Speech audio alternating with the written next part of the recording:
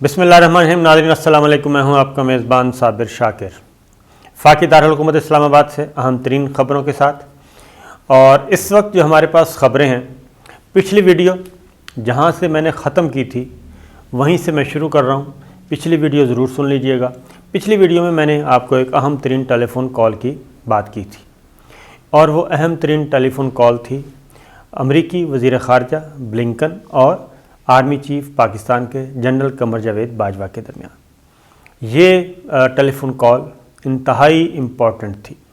اور اس اعتبار سے امپورٹنٹ تھی اس کی مزید کچھ ڈیٹیلز آئی ہیں، اور بظاہر ایسا لگتا ہے یعنی کہ عام پروپیگنڈا کیا جاتا ہے پاکستان کے خلاف، اور یہ کیا بھی جا رہا تھا کہ دیکھیں پریزیڈنٹ جو بائیڈن نے سب کے ساتھ بات کر لی، امریکی وزیر خارجہ نے سب کے ساتھ بات کر لی، لیکن پاکستان کے ساتھ بات نہیں کی۔ پاکستان کے ساتھ فون پہ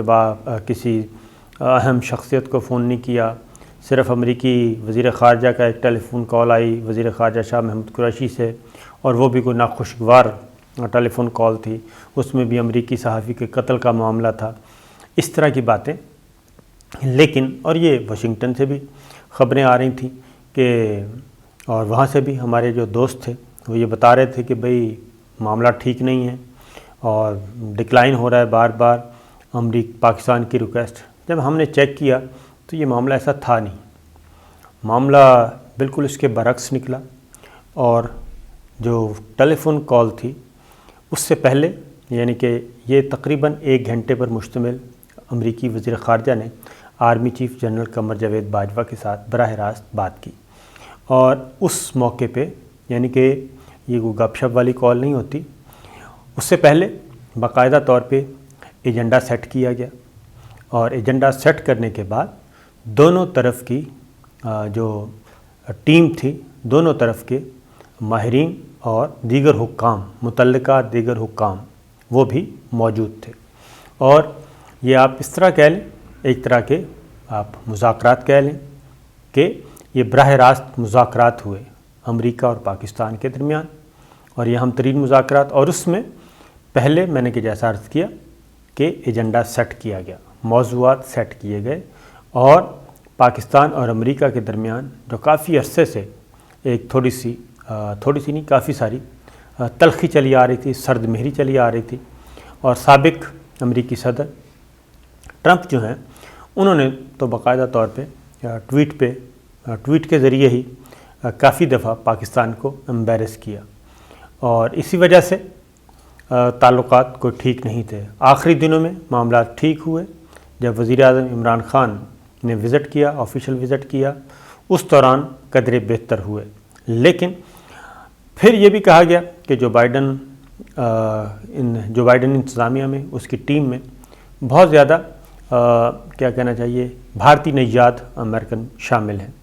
اور اس لیے پاکستان کی دال نہیں گلے گی۔ پھر یہ بھی ہوا، لیکن یہ ذہن میں رکھیے کہ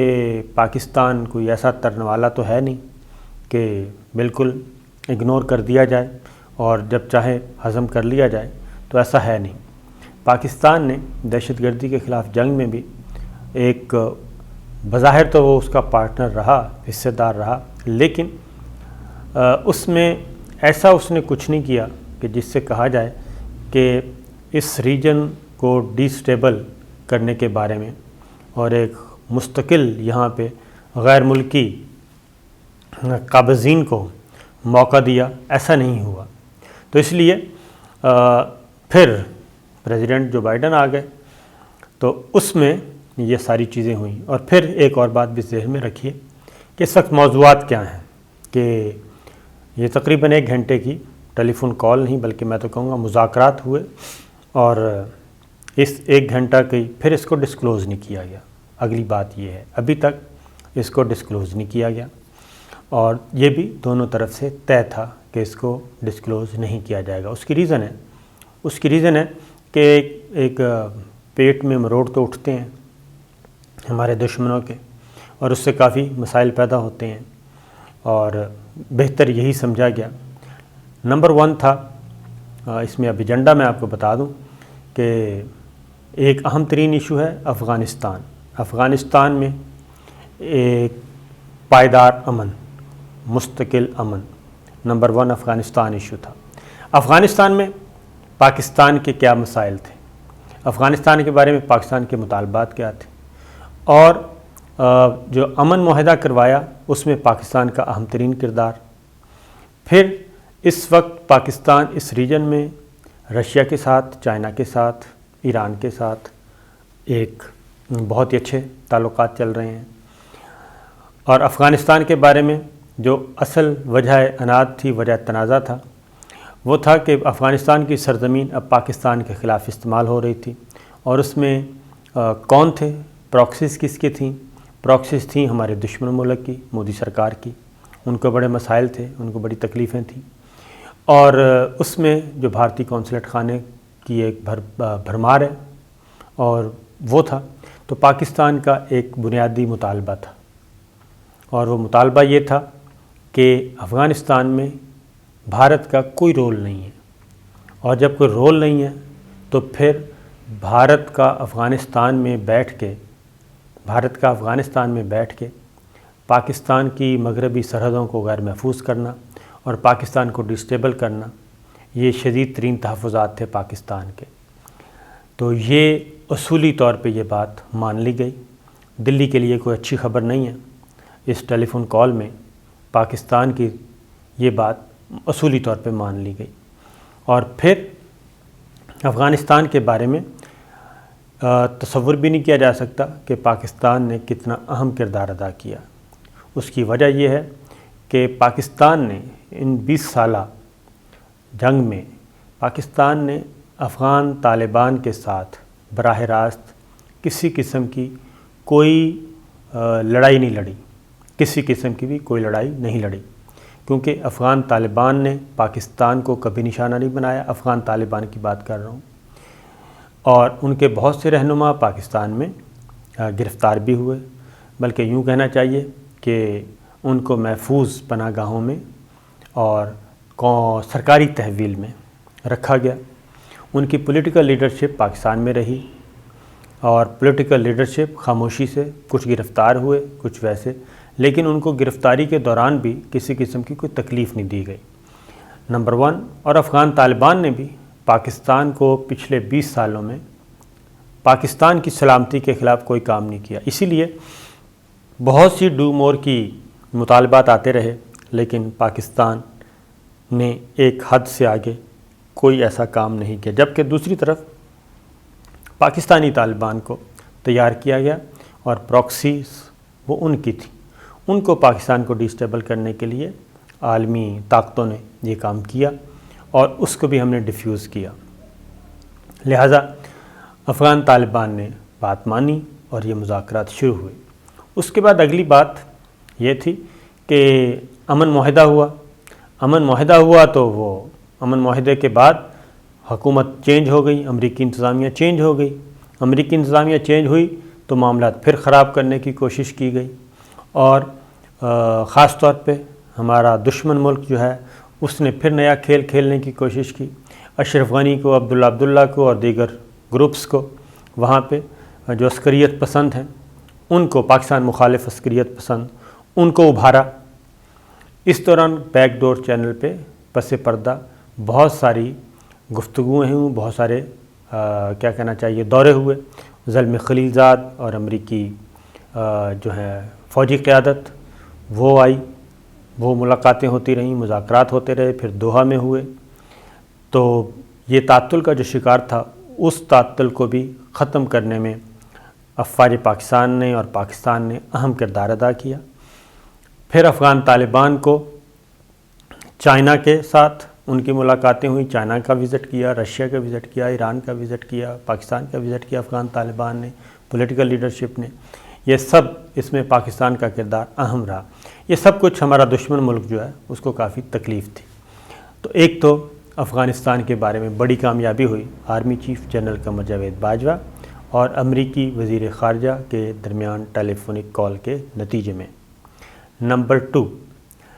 2 یہ تھا کہ پھر پاکستان کا یہ ایک بنیادی حق پاکستان کا تھا کہ افغانستان کی سرزمین،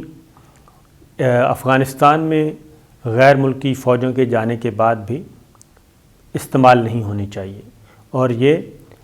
مستقل اس مسئلے کا حل ہونا چاہیے۔ تو لہٰذا اب انڈیا کا کردار نہیں رہے گا اور انڈیا وہاں پہ اس طریقے سے جو کھل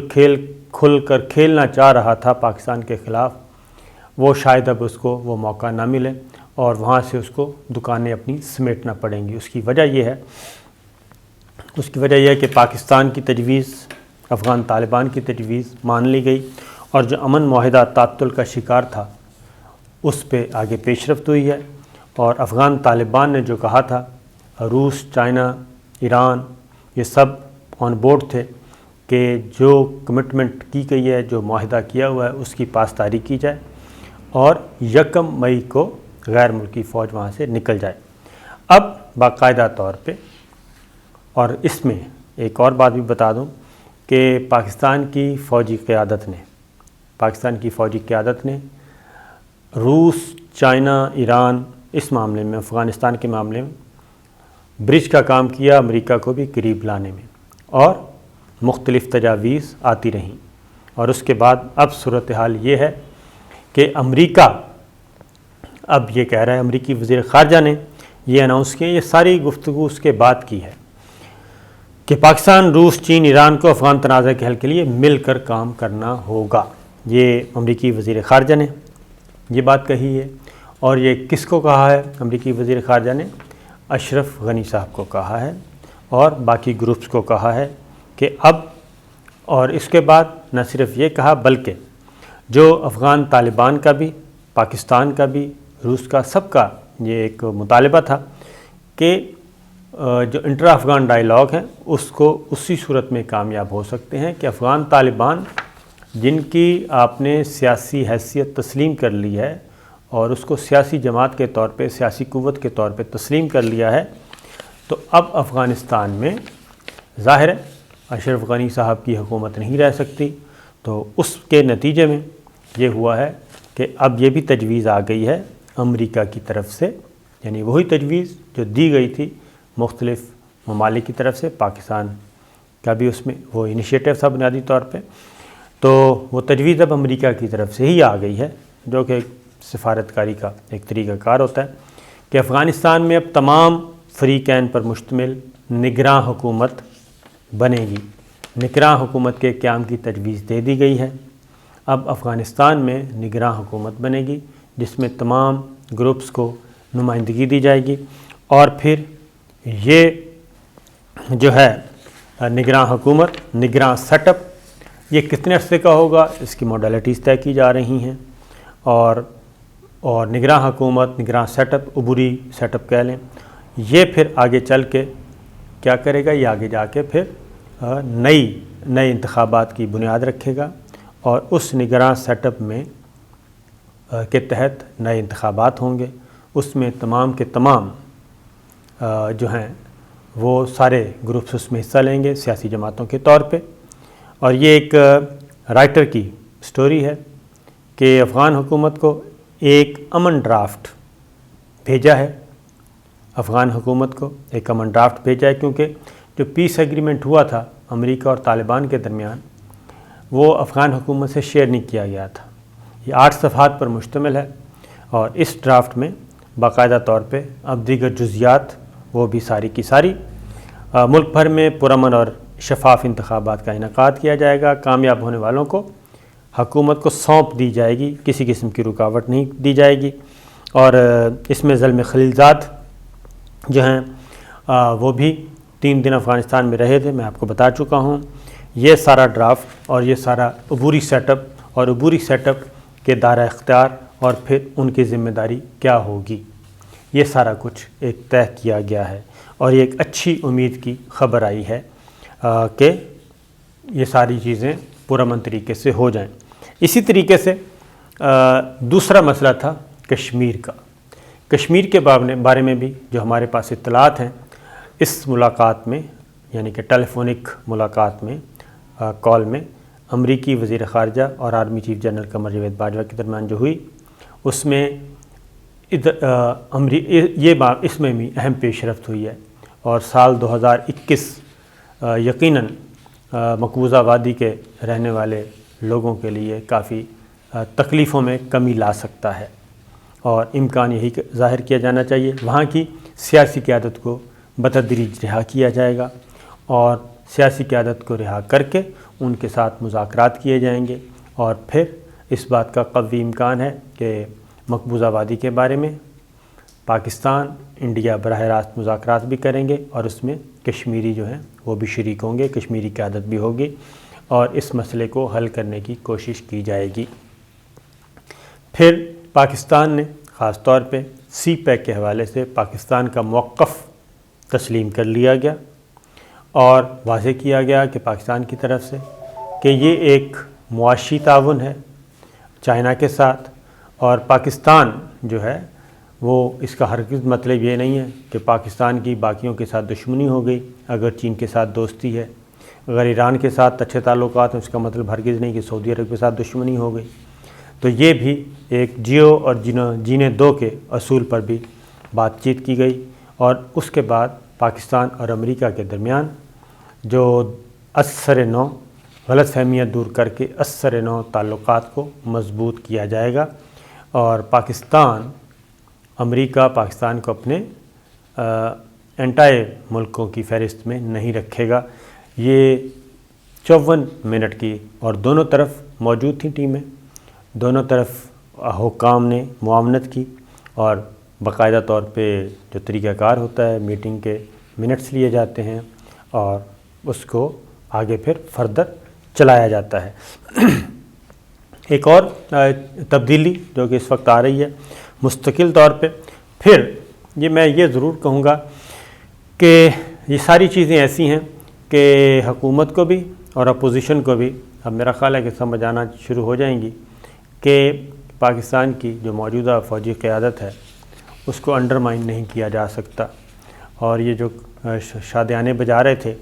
کہ جیسے ہی واشنگٹن میں نئی حکومت آئے گی تو پتہ نہیں کیا ہو جائے گا اور یہاں پہ سارا کچھ پاکستان میں الٹ پلٹ کر دیا جائے گا، تو وہ بھی ذہن میں رکھیں۔ پھر اسی طریقے سے جو بائیڈن انتظامیہ نے ایک اور اعلان کیا ہے، اور